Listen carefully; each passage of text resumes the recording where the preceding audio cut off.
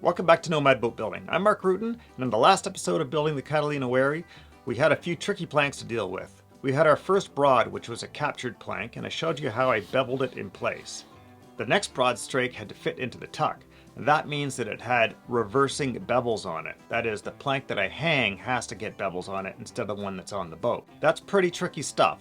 So I showed you how I took bevels off of the mold that allowed me to represent what that beveled looked like on the plank graphically. So I could plane that bevel in and get it fitting pretty darn close. Close enough that I could just fudge it a little once it's on the mold. Well, that plank is ready to get glued on, so that's what we're going to do next. Now, before we go and glue that on, we need to remember to trace out our next plank. So we'll grab some planking stock and we'll draw above and below the battens in the next plank's location. Now we got a little surprise. So I'm going to be trying Total Boat products for the very first time on this project. So Total Boat sent me a bunch of stuff to try out. They didn't specifically sponsor this video, but we did set up an affiliate link, so you can go purchase Total Boat products for 5% off if you follow the link in the corner or down in the description. And you'll be helping out my channel because I get a little bit of a kickback from that too. So first up, I wanted to try some stuff that Total Boat has in their lineup, and that is their Thixo thickened epoxy in caulking tubes and their Thixo low viscosity epoxy in caulking tubes. So I really wanted to try out these caulking tube products because for this particular project I really wanted to see if I could speed things up using both the battened mold and the polymer brad nailer, and using caulking gunned epoxy seems to go hand in hand with that concept of trying to get things done a little bit faster. We're going to be using the Thixo low viscosity epoxy to do my wet out coat on my joinery, and then we're going to be using the thickened epoxy to put in the thickened epoxy to my joints, obviously, because as you know, I like belts and suspenders, which means I like to always wet out my joints and use thickened epoxy in my joints. Now, I'm pretty sure I could probably get away with just using the thickened stuff and things would be just fine. But I've got both products, so let's go try them out. All right, folks, this is definitely falling into that category of somewhere between madness and genius. Check this out. So I've just added a brush onto the end of my nozzle here. Now this is a little awkward here on this unthickened epoxy, but check it out. Works not too shabby. A little messier than I expected it to be. It's not bad here on the boat though, where it's a more vertical surface. It's a lot harder to get it to hang on.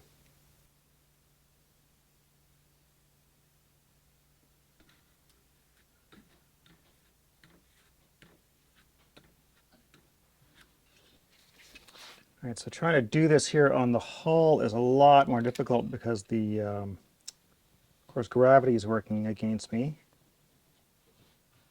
And so I got to kind of angle the whole thing so the gravity pours down onto the brush. Of course, the brush kind of loads up and drips a little bit. It works okay.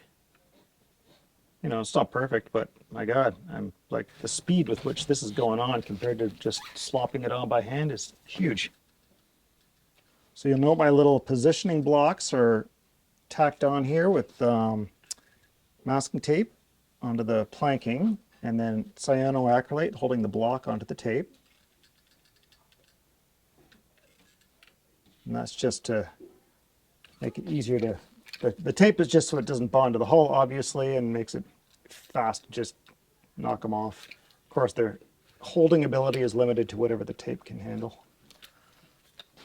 It's hard to feed these into the blocks. Of course, maybe I'm just being done by wetting this out first, but you know, it's still good practice.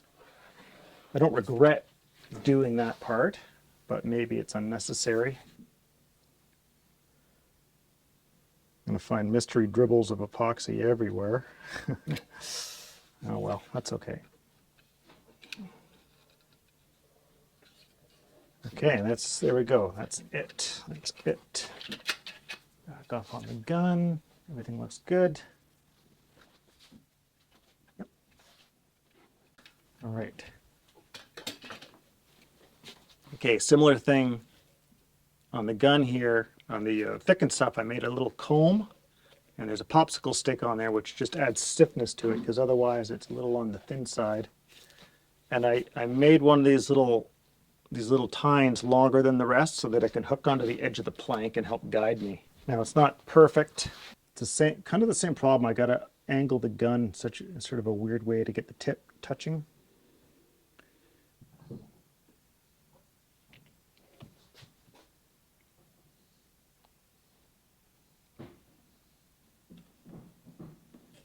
So there's a few spots where I got to come back with a little bit of extra stuff just to fill in places where I couldn't get this to touch properly.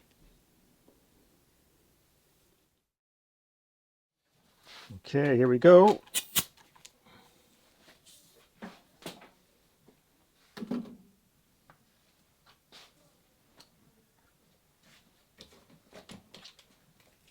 Couple of clamps at hand.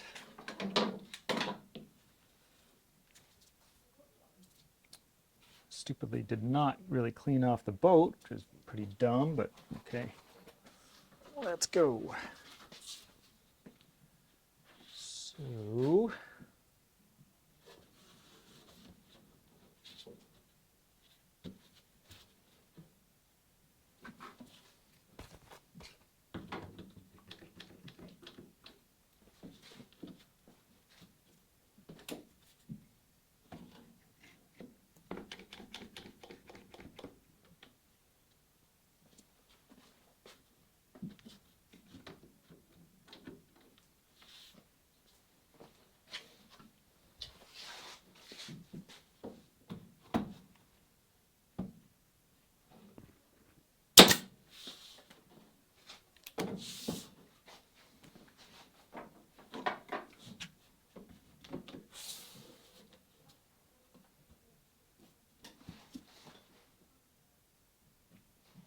okay.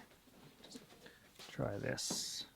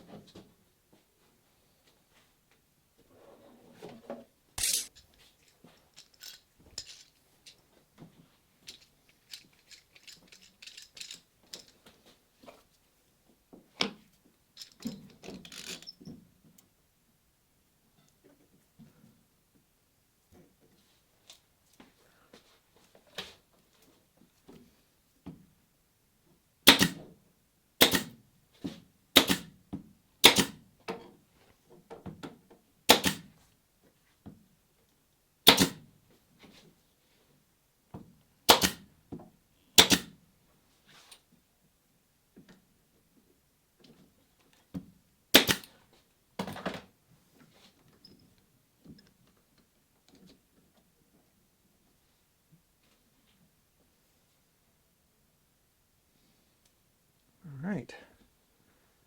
That's it. That's all there is to it. Now I just got to do a little cleanup and we're done. Wheels pop right off.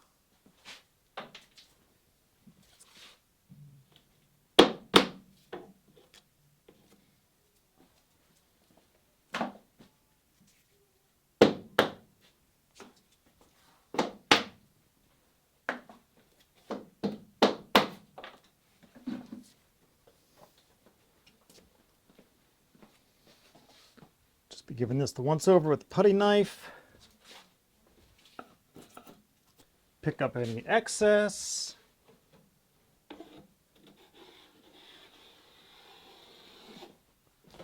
Fill any little spots that could use a little extra meat, a little extra juice. A little gap here is not quite what it could be, so I'm just going to fill that.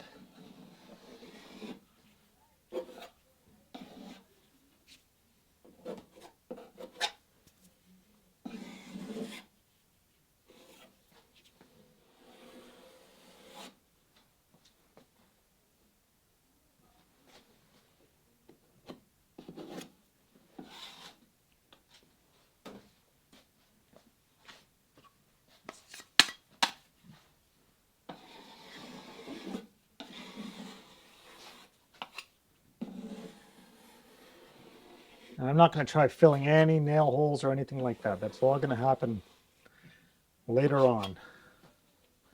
This is just cleaning up all the major squeeze out in the joints.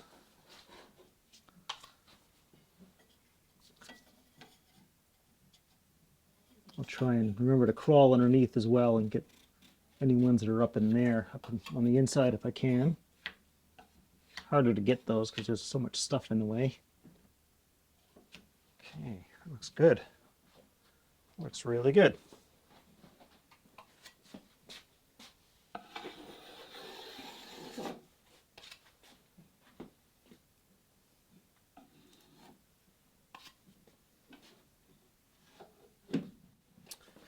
Okay, brilliant. That's it for today. I'll just do a wipe down with alcohol and we're done. So here's my little bit of innovation. I put a little spreader paddle onto this Thixo, the thickened epoxy, and put a little brush onto the low viscosity epoxy. And this worked pretty good. This worked better when I had the tip right close to the bristles, so like as it is. I tried it with the tip sticking farther out and it didn't work with a dam. I think I'd even make it so it touches the bristles would be even better. This one's a little trickier for the same reason. I almost think I need to have this guy hooked or something like that, or find a way to have it come out closer to the surface here. Well, actually, it's not that bad. It's just that it's a bit hard to control where this goes. Maybe this needs to be like almost like a little rubber nipple or something that just squeezes out like a ribbon, almost like a pastry tool. So, stupid idea. Number one, not so stupid. Okay, this plank is all set up. Before I move on, I want to just clean up this lap here. And so when I did the scarf, I just let this plank run a little bit wild. And the reason for that is I found it easier to have at least one plank just going proud, if not even both planks, proud of the line, and then fairing them in together afterwards. It just saves all the hassles of worrying about juggling these into place.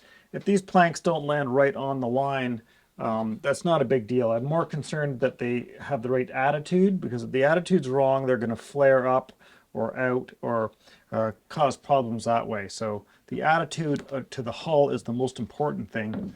And for that reason, I don't get too hung up about whether or not I've completely hit my lap line all the way along. I'm going to put a small fillet of epoxy in here anyway, so even if I'm a little bit shy or a little bit over, it's all going to blend in together.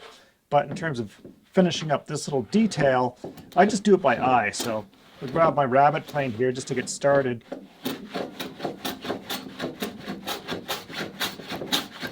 I'll just work my way along like this. Right now I'm just going to run flush with this plank for the moment until I get closer to the finish line, and then I'll change the attitude and tip it up square to this plank.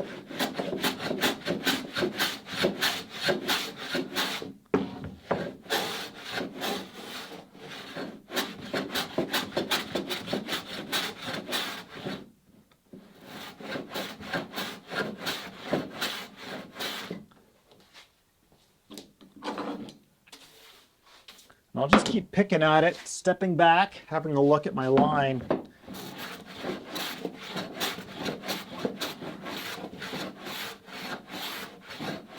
And just keep going like that until it looks good. Until it looks fair. Fair is the only thing I care about.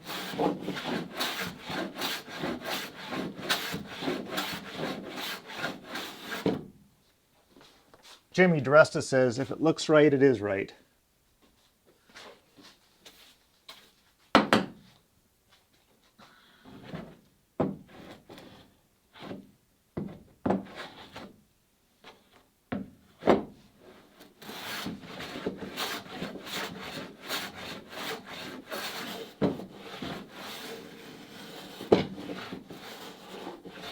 To a certain degree, I can even use the bottom of the plane to judge how things are going, because I can see there's a step here between this plank and that plank, right here at the looking at the shadow. So that's one indication right there that I need to keep going.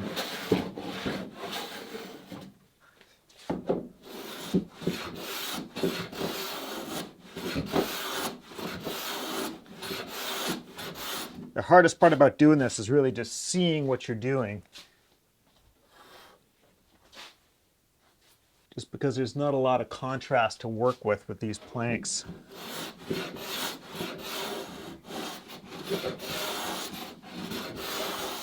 To a degree, I can do it by ear almost. You know, I can hear how my plane is hitting that plank, and I can hear when it's creating a continuous shaving through the scarf here. Until I get to that point, I can hear how the plane blade kind of skips a moment.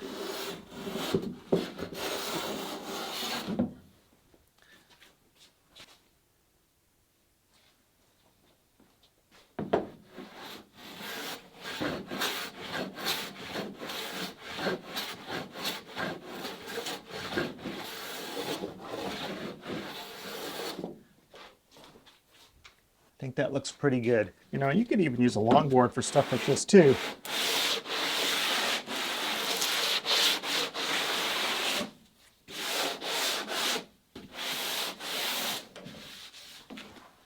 Yeah, I think that's okay.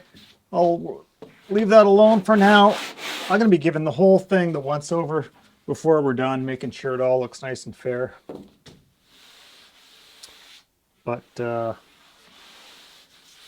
that looks great. I can move on to trimming back my plank edge now, beveling.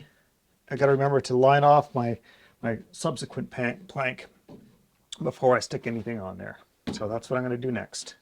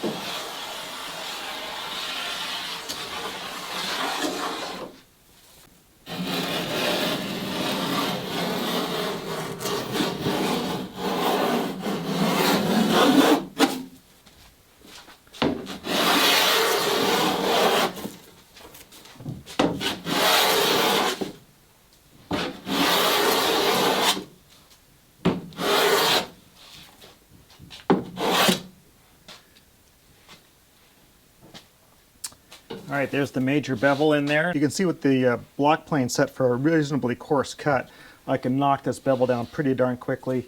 I'm just stopping short of the line or just touching the line, and I'll come back along with the plane dialed down to a thinner shaving just to sweeten it all up. Use my ruler to check my bevels, make sure that it's all dialed in.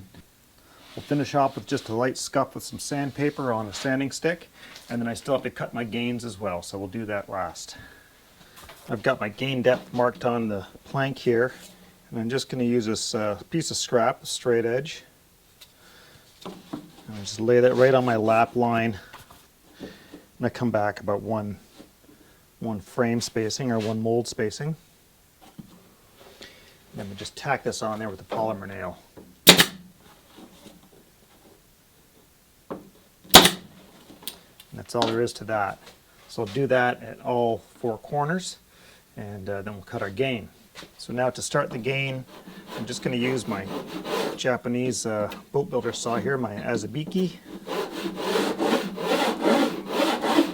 And I come back about 9-12 inches, something like that, and just slowly taper that cut until I bottomed out in the bottom of the plank depth here. And it should go without saying that I'm not trying to cut all the way through back here. It's just right at the very end that I'm cutting right down to the bottom. The rest it's a tapered cut. There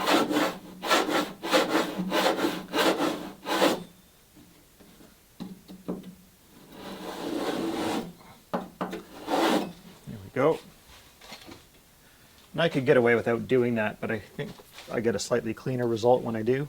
And then just using our rabbet plane, we want to approximate the angle of the transom here.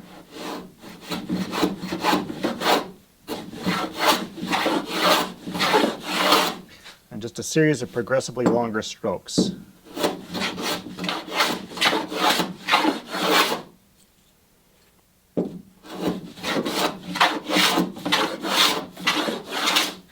And I'm paying attention to my veneer orientation here. As I cut through them, they change shape, and that's helped me determine exactly what angle I'm cutting this at. So if I'm going square across the plank, all these veneers kind of square off at the where they taper out. If I've got this on an angle, they're going to taper out either downwards or upwards, depending on the direction of the angle. So I've got an angle of my plank back here, and it's got to wind down, so that's what I'm thinking about. So slowly winding that plank angle down.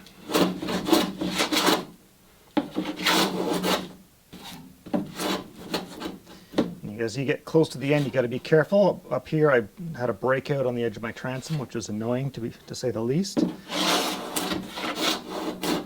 So as I get close, I'll just stop short and I'll finish up with a sanding block.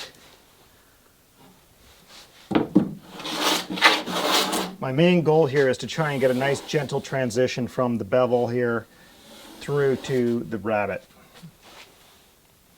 And if I get down low and sight along my plank line here, I want not too steep a ramp. I want it to be sort of a nice long slow taper. I don't want a sudden hard hump.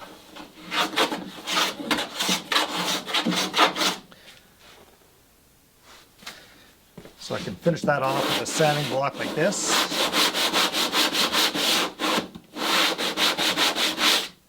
Or I could use a harder board like this. And you might even take that board and just give a few strokes to that edge to clean up the that cut edge a little bit. You may find switching to a smaller one right at this very end is a little more controlled.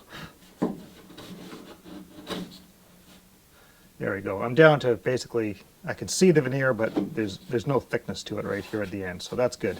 I'm done. Of course, you can always grab a scrap of planking and just check how that fit looks. If you want to get your this guy out of the way.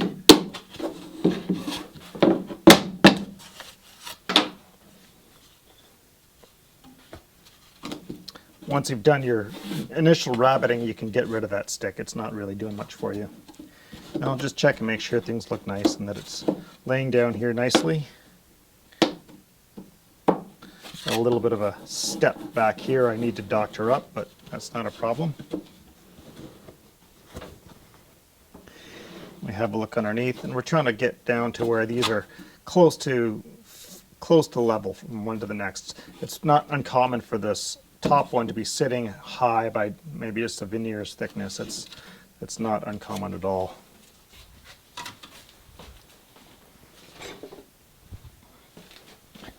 You might find a chisel is the best way to sort of clean up some of these minor things that are throwing you off.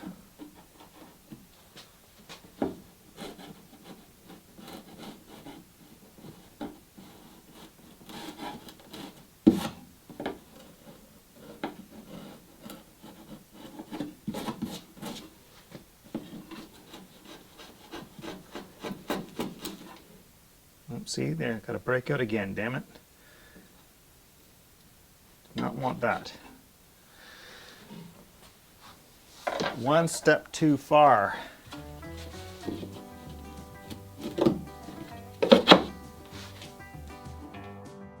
Okay, I really want to thank Total Boat for sending out some of these products for me to try. I really enjoyed using them, and we'll see some more of their products later on in this series. And I especially want to thank all of my followers on Patreon whose financial support makes these videos possible.